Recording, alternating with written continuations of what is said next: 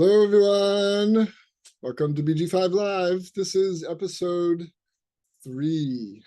The title for our session today, our show, is The Power of Correction. We're going to be exploring correction, which is the strength of the 1858.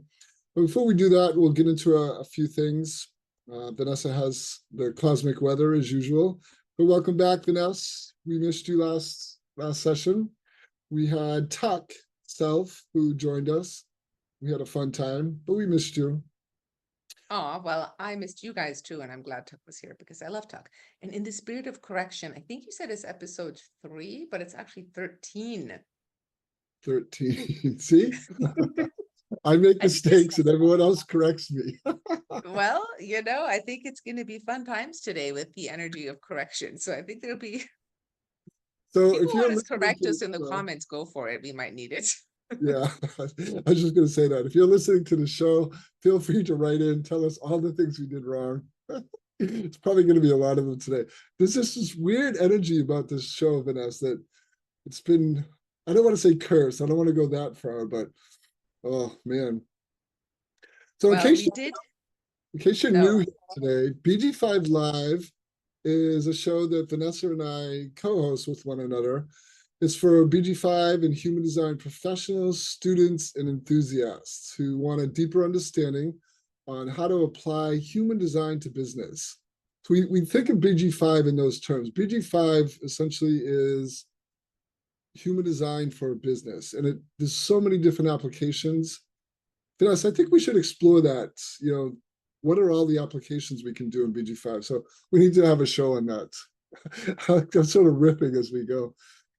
So BG5 essentially is helping people thrive in their career, in their business, how to support their clients in a really sort of deep and meaningful way.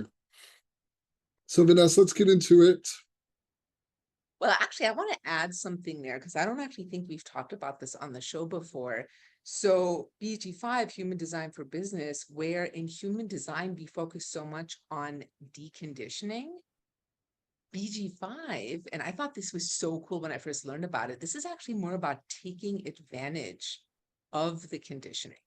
And I remember one of the things in one of the Foundation 1 classes, the example that they gave was if you are working in a team, for example, and you have somebody that has this strength 952 concentration, and you have somebody like me who has a hard time with that, and you sit them next to each other, that person that doesn't have the strength can actually benefit from the conditioning of that strength. And that's one thing that I found so fascinating when I first learned about BG5 Live is the fact that we actually can take advantage of conditioning in certain ways, and having the awareness around it is so amazing. Yeah. That's one of many that, when you begin to learn these nuggets of wisdom and how powerful they are. So I'm in the process of designing a new class. I just feel like I'm going to say this. And so I think I would like you to join me, Vanessa, and anyone listening. So it's the idea of looking at a chart in the simplest terms. So it's going to be a 5-session class. This is my vision for it. I'm thinking about starting it in 3 weeks or so. So I'm just announcing this. I just thought of it this past week. And it's the idea that if we look at certain aspects of a chart and just look at it, how can I read this chart in a way that's really meaningful for our clients? So that's my vision. I don't know what it's going to be yet. So I'm sort of like riffing today. It's kind of fun. Yeah, I love that. I definitely want to be part of that. That sounds super exciting. Yeah. And yeah, you always come up with the most awesome stuff. So I'm excited for anybody else who gets to benefit from that as well. Yeah. So the Vanessa and my team are sort of expanding in front of our eyes. All right. Let's. Oh, sorry about this. Oh So man. somebody will have to correct that. I feel like this is like such a third line day or something, but it's not even that. I don't even have that as an excuse. All right. So Vanessa is our express builder, very intuitive, super defined if you're just meeting Vanessa for the first time. Me, on the other hand, I am super open. So my design is just lit up like a Christmas tree today with all the transits and all the stuff. It's like, I'm kind of buzzy, as you can tell. So today is a fifth line quality day. Vanessa, how would you describe someone to someone who's maybe new to design? What does it mean to be a fifth line quality as a theme for a day? As a theme for a day, well, I mean, there's a big element of providing practical out of the box solutions. So not necessarily things that have been done before. And in traditional human design, the fifth quality or fifth line is referred to as the heretic. So this is that out of the box aspect. And it also, for somebody that has a fifth quality in their public role or profile, they are often looked to in times of crisis to provide solutions in times of crisis. So I'm gonna laugh when I say Mike and I are in a little bit of a crisis because we had a very different plan for today's episode, and we had a special guest planned who unfortunately got COVID. So she's not going to be able to be here, but she's pretty awesome, and I do want to have her on in the future. But now Mike and I are kind of flying by the seat of our pants in a little bit of crisis. So hopefully that fifth quality of the day will help provide solutions for us and my fifth quality as well. Hopefully, like the BG5 gods just sort of give us this huge waves of inspiration. Yes. All right, Vanessa, let's come back to our show. We're just riffing all over the place. So tell us about the cosmic weather that's now and coming up. All right, so we are moving into trait 18, the trait of correction, and that is going to be happening on September 26th at 7:40 a.m. in the morning. And this is energy. I actually have this one. This is one of only 3 traits that I have to find more than once in my chart. I have it twice, and I have nothing in my chart more than twice. So I am familiar with this energy, and it's collective energy, it's sharing, it is logical, it's instinctual understanding as it sits on the survival instinct, which is an awareness center.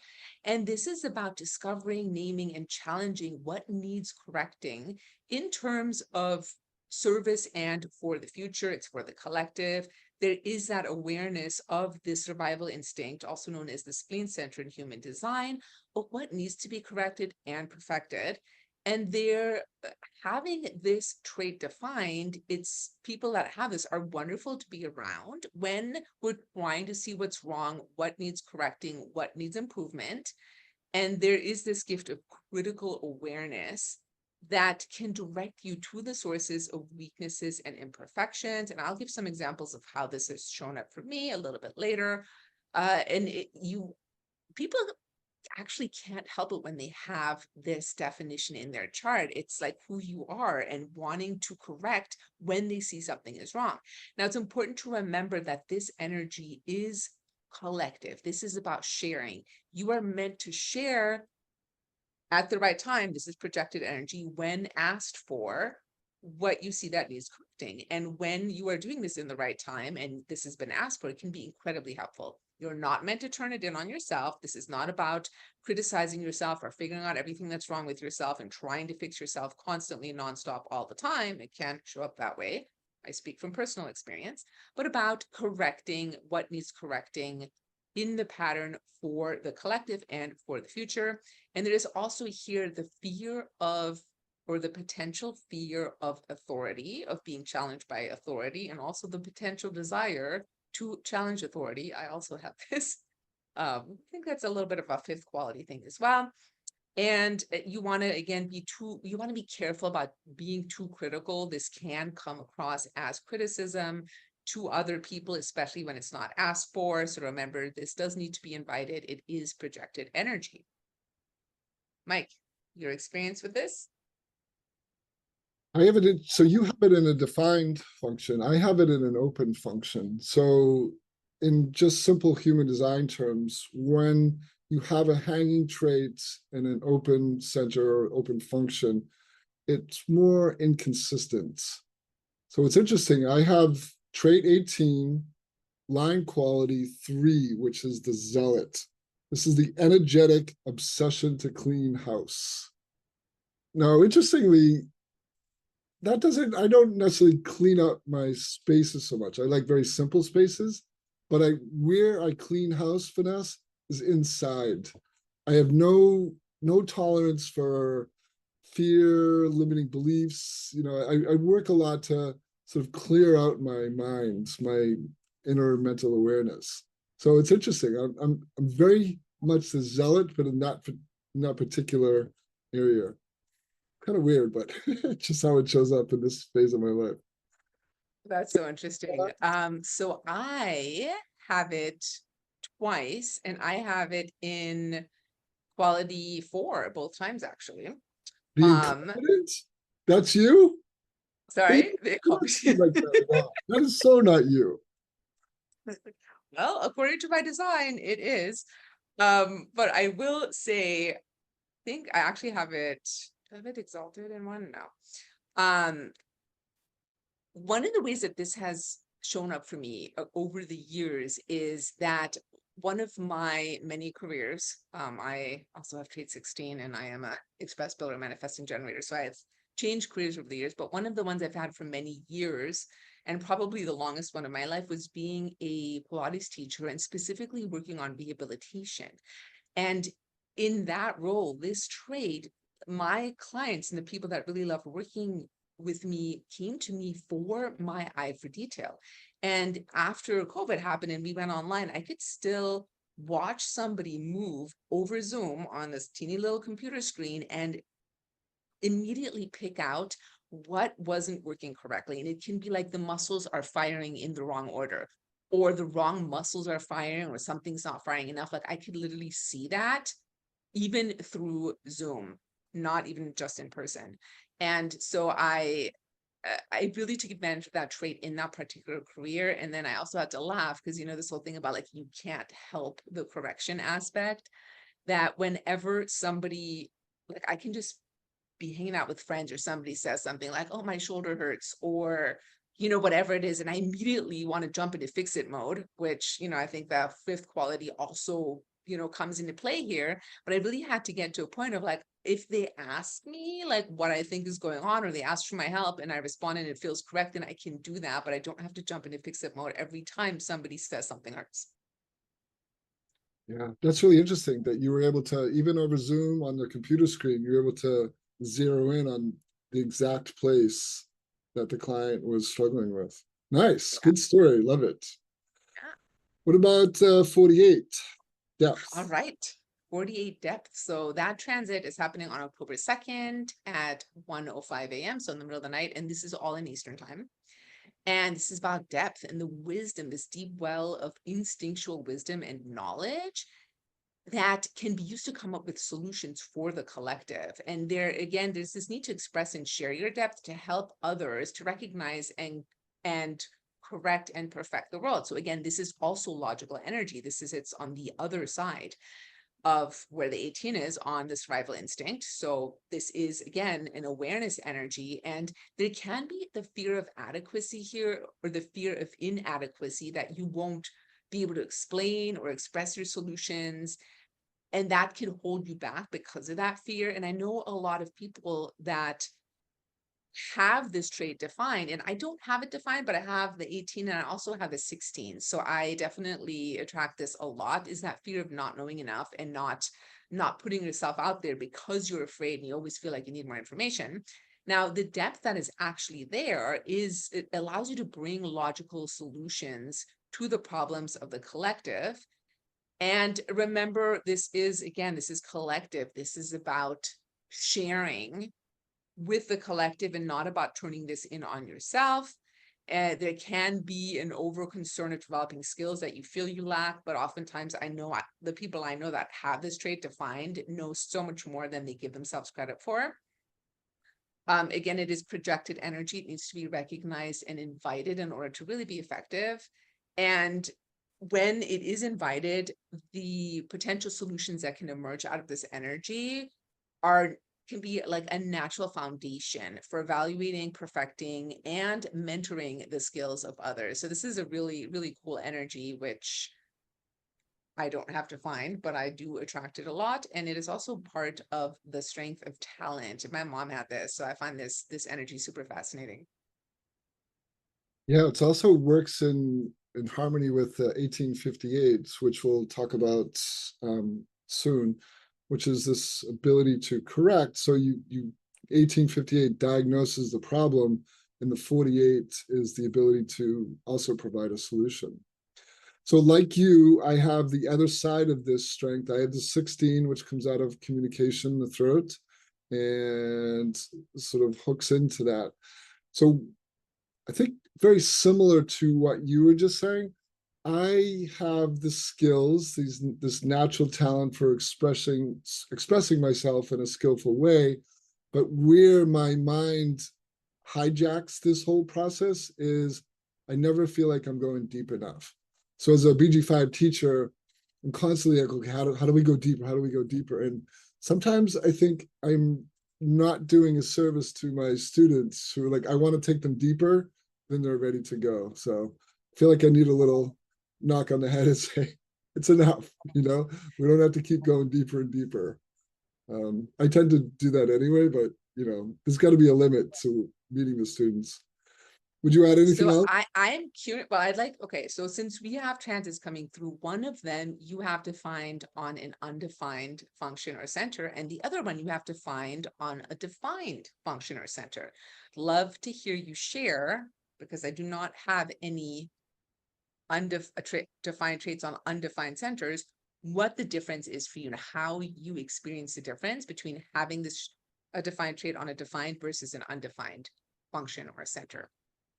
I find them very consistent, very reliable. So I think a good example is what I just mentioned, the 16. So trait 16 coming out of the communication function, which is about skills. It's about identification. It's about expressing, forget the other keynote that Ra talked about, but essentially I notice that all the time. I can sort of see it in action because it's always there for me. Whereas the opposite, like something like the 58 or something like, the 48, which I actually don't have, but the 18 I do have, we were just mentioning that, which is correction, but that's not there all the time. It's almost like a cloud passing over the sun. It's there, it's not, it's there, it's not. Would you add any your own experiences to that? No, because I do not have any dormant traits. So I Oh, always that's wonder right. about that. And people are always like, wait, you don't have any? I'm like, no, I only have one undefined center. It's completely open. So I have no idea what it is like to have a dormant trait that's not on all the time. So I'm always curious.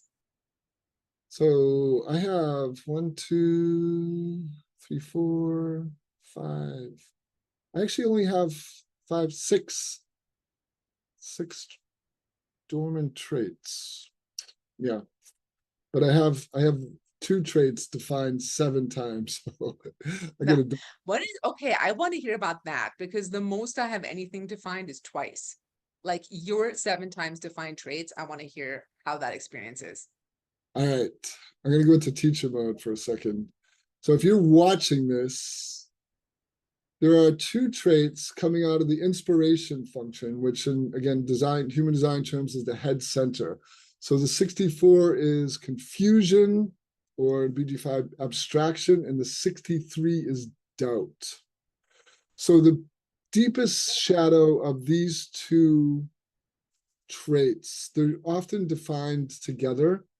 So it's confusion, doubt, confusion, doubt. And Vanessa was talking about this earlier in another trait, which is if you turn that confusion and doubt inward, you are a goner. Your mind just chomps and just tells you like, what's wrong? I can't figure this out. This doesn't make sense. But if you look at your life through that lens, which it's not designed to do, it can lead to anxiety, it can lead to fear. Literally, your mind can alter your body's physiology by just stress. So tell me how important that was when I first learned about it. Like, oh my God. It's Do so. you experience those like when your head center or your inspiration function gets defined, whether that's through transit or being around somebody, do you experience those 2 traits more intensely than, say, a trait that you only have to find once? Yes. Yeah. That's a great question. I would say, because my partner, I have a completely open conceptualization. I have those in the inspiration. I have those, the 63, 64 a lot. But with my partner, she activates both of those functions. And so whenever I'm around her, I can feel it's almost as if like those light bulbs turn on. I can literally feel at times where I go from a sort of a relaxed state to a state of anxiety in a matter of minutes. So does she have a defined inspiration, or do you define it through electromagnetics for her? Because I know she has a 1762, so I know that. She has a defined conceptualization, but we both have an open inspiration. But she has the 4 to my 63. Okay, It interesting. Okay, activates. Yeah. Which is probably fascinating. hard for her too, because she's, that logic doubt is powerful. Yeah, my partner also has the 4, but he has both inspiration and conceptualization undefined. Yeah. We're riffing today. All right, we're Yeah. back. We are back in the cosmic weather. Trait 57, intuitive Okay, this insight. is one of my favorite traits. This is the one I think I have the most like trait envy. Because I'm like, oh my goodness, I so wish I had this. It's so fascinating. So we are in empowerment, self-empowerment, individual integration energy. And this is the trait of intuitive clarity. So this is acoustic, instinctual. We're still on the survival instinct. So this is the time of year where the survival instinct traits are transiting. And this is about intuitive insight that provides clarity, that penetrates to the core of what is taking place around you. This is related to the right ear. It's about hearing in the now. There is sensitivity to tone here, this acoustic element of individuality. And there's this deep inner attunement to sound, which can constantly alert you to what's happening in the environment. And this is one of the deafness gates. So it may sometimes appear deaf to others. There's this element of like in individuality, in empowerment, of listening to yourself, dancing to the beat of your own drum, and that can tune out others. And the fear here, so we're on the survival instinct, which is a fear center. And Mike hasn't mentioned this part, but I'm going to mention it because I don't know if you forgot. So I'll just remind you now. Mike has a really amazing class called the Fear Codes that I have been the lucky beneficiary of. I've taken this class with Mike, and I know we've been discussing bringing it out for BG5 students and human design students. So that might be another one that's coming in the near future, which I will highly recommend. And I definitely want to retake because it's just such fascinating information about the fear of the awareness centers or the awareness functions. And the fear here is the fear of survival. And this can be the fear of the future.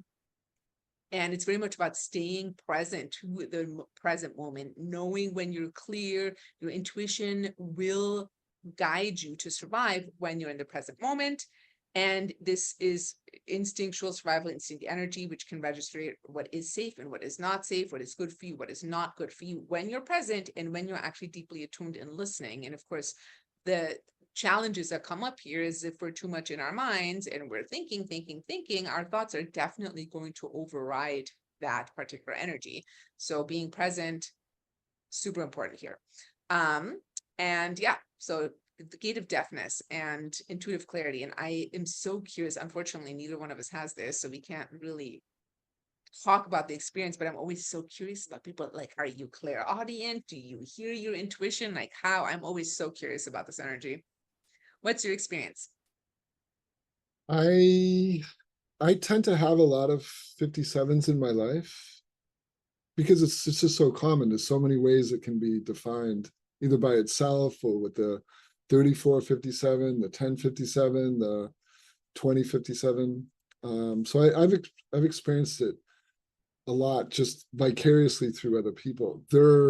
some people can be lightning fast in their perception of situations. They read a situation in a way that, and you were talking about this, the knowing, they just know the answer or the pattern, whatever it is, they just kind of see it really clearly. I don't think they see it per se, it's just the awareness drops in and or bubbles up from within and like woof, and it's very penetrating in a sense. So I would suspect, with you having 3420 in your incarnation process, like it's your unconscious core essence and grounding balance, it would make sense to me that you attract a lot of 57s and also 10s, that complete integration. So Yeah. that would make a lot of sense to me. Do you have a lot of people that have 5710 in your life? I'm curious if you kind of bring both of those together, because I know very few people that have it. Yeah, my partner has it. Oh, well, okay, that makes sense, because it is technically, it's an electromagnetic in a sense. If you have 3420, she has 5710, there's a lot of electromagnetics in there. Yeah, my best friend has the 5710. Yeah, it's all over the place. I never I thought of it actually, like that. It's a good way to yeah, say it. but it completes integration for you. And it's interesting. I mean, I have the 3420 as well, not in my core essence and grounding balance. However, I had a good friend that had 34, 57, and 10, who was an incredible martial artist with that 30. And I would guess that 34, 57, and that, speed and reflexes and stuff like that. And I know that martial arts was also something that was really big for you. And so with the 3420, that also being rather speedy, I'm curious how you think that may have tied into your skill in martial arts 16 as well. Yeah, that's a great segue. I love that. I loved, so all through Vanessa's talking about this experience that I had when I first went to college. I just immediately fell in love with karate. So I did a Japanese style of karate called Shotokan. And so at 18 to 30, I just fell in love with this whole system. And so the 3420, it basically is, it's called charisma, but it's really just power expressed either through words or actions. And I just loved it. The power of just moving my body really fast, really powerful, was just wonderful. But if you think about it in terms of, I'm a 2-4, so it was one of those things that was just very natural for me. And while I was training, the fourth line would show up and just be really friendly. And I ended up becoming like the president of the karate club, just like whoosh. But I Your probably grade attracted, 7 as well might have been showing up there. yes, exactly, right.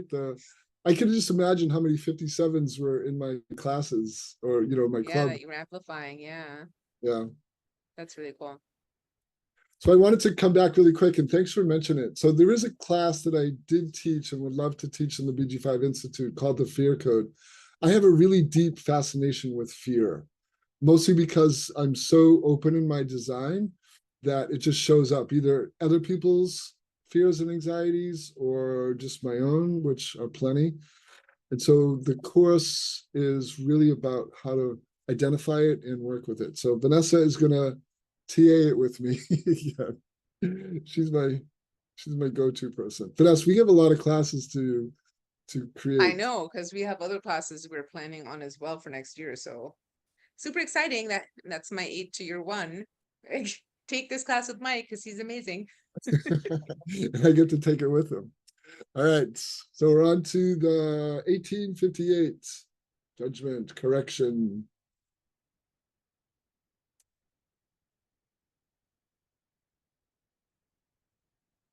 Vanessa? Mike, do you want to take this one? You were just sitting there saying nothing. I'm like, what? Did I blip out? The 1858 judgment is the drive to judge, to challenge, to correct, and perfect any pattern. All right, so let's do a pause here. Like, just look at those 4 words: judge, challenge, correct, and perfect.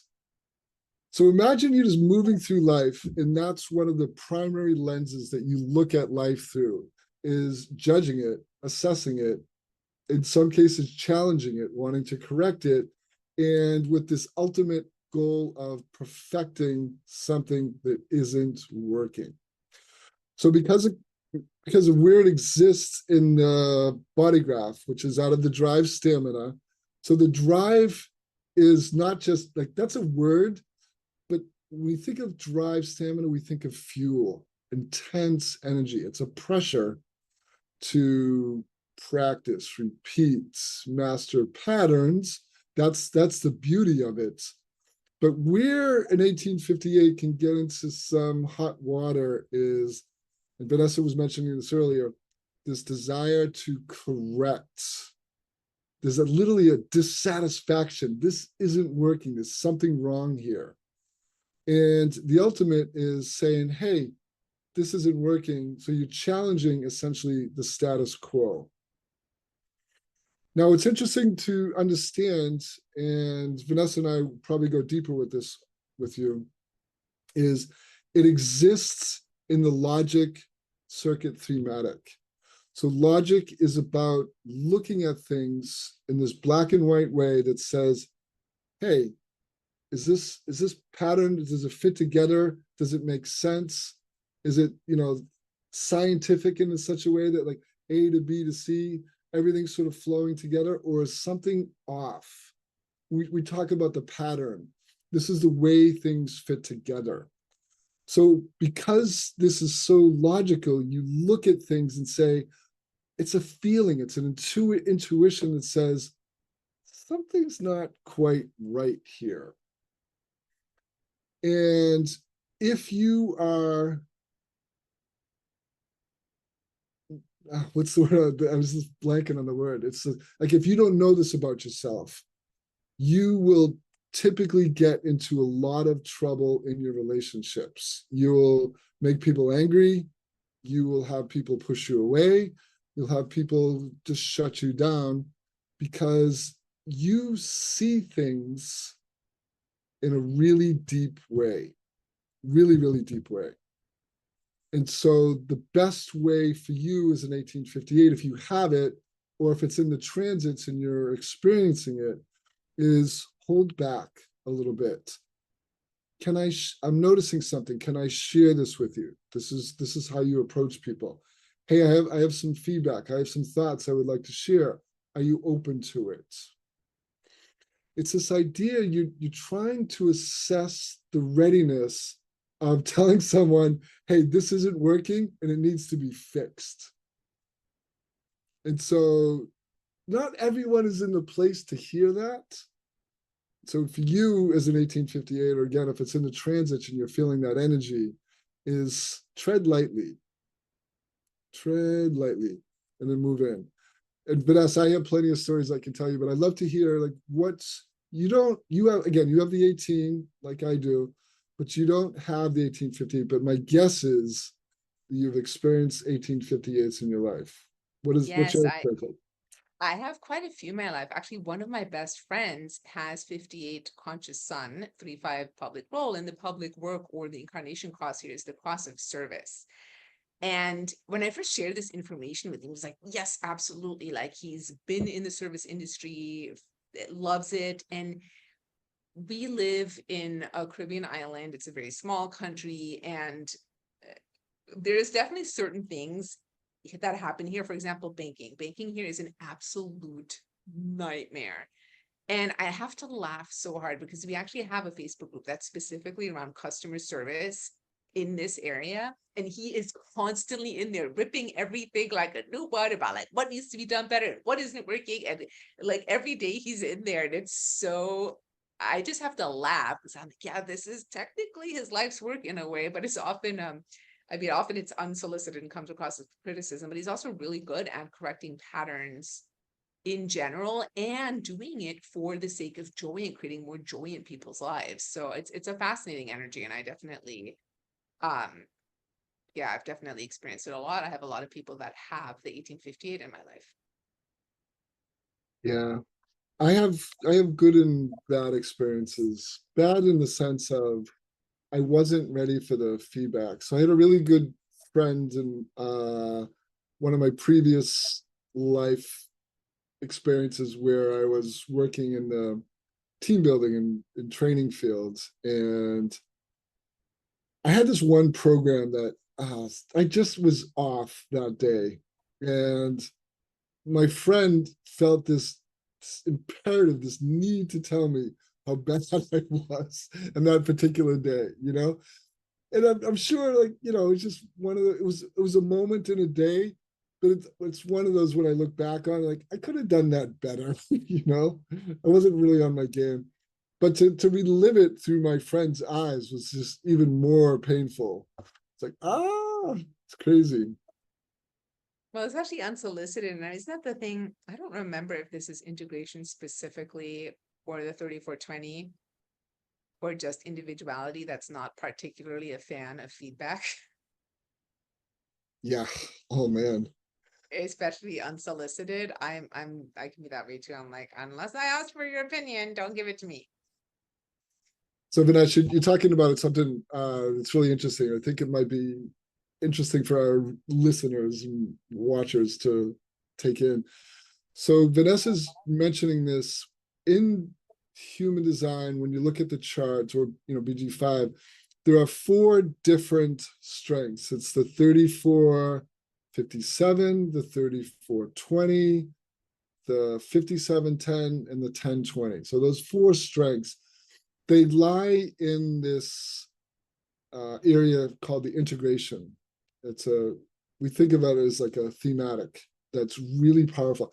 So any one of those four strengths in that area are the most deeply individual people in design. So Vanessa was talking about this idea that if you have a lot of individuality in your design, there is a deafness to you. And the deafness is symbolic in the sense that they're seeking their own inner awareness, their own inner knowing. So when you give unsolicited advice to a really strong individual who has a lot of individual traits or strengths in their design, or has one of the integration strengths, oh man, you want to see like this calm person go from like this relaxed state to like this roaring tiger. Start giving unsolicited advice to integration people, and you're going to be like, you're going to feel the claws. That was my experience a lot of times as a youngin, when people would do that. So I'm not proud of it, but when I began to learn about it, it helped me to calm the fire. Yeah, that's one of the many beautiful things about human design and BG5 is that sense of awareness and like being the witness and noticing like, oh, I just received some unsolicited correction and it really ruffled my feathers. And that is something that I'm prone to, and just being able to like sit back and be the witness to observe that without going into this deep reaction and this unconscious reactionary place is so powerful. And I find personally over time that reaction is just so much less intense. Like once you build that awareness and you're present and you're not taking these things personally, it makes such a huge difference. Yeah. I have this mantra that came up for me a couple of years ago that helped me in my interactions with people. And it's ask, don't tell. Or at least start off with a question. Hey, do you mind if I share this with you? Is this a good time to talk about this? Yeah. I have some thoughts. Would it be okay to share them with you? Something around that. And then the person has the ability to say yes or no. Yeah. Yes or no. Well, timing is so important because if you're delivering something that's technically correct, but the timing is not correct, it ends up being incorrect. Good way to say it. Yeah. Yeah. So Vanessa, we're at the tail end of our show. Is there anything else we think we want to riff on, talk about with our listeners, or? I think that's it for today. And feel free to correct us in the comments. Um, YouTube, Spotify, Apple, feel free to correct us. Let We us know. both have integration, but we are inviting the correction, so it is solicited. You can let us know how horrible we are. All right, so some things to look out for. So I get to, I don't think I mentioned this, it's last minute, but so I'm starting my certification. It's the first time I'm teaching the certification in the BG5 Institute. So I taught BG5 before when I was in the IHDS a number of years ago. So I've recently come back in the last year and a half to the BG5 through the Institute. So I'm starting my certification. Great group. If you're in the looking for starting a certification, you can start with me starting on Wednesdays at noontime Eastern time. And again, this is so new. I haven't even talked to the school administrators about this. Is the 5-session class on how to read and understand a chart in sort of the most basic way, but yields these powerful results. So Vanessa, maybe you can join me. I haven't even set the date yet, so we'll do that. Sounds Everyone good. else, thank you to our listeners. Wonderful to have you on this show with us. And Vanessa, when are we up next? When's our next show? In 2 weeks, which is October 8th? let me Yes. check my calendar, but yeah, that sounds about right. October 8th, we will be back for more. Everyone have a good entry into fall. So we just passed through the autumn equinox. So the leaves are starting to fall. The air is getting a little bit more chilly. I hope this doesn't apply to Vanessa, who lives in the Caribbean. Not even a little bit. So me here in the northeast part of the United States, the leaves are starting to turn. It's really beautiful autumn. And I'll send you pictures, Vanessa, so you can see them. Okay, everyone. Thank you. Bye for now. Bye, everyone.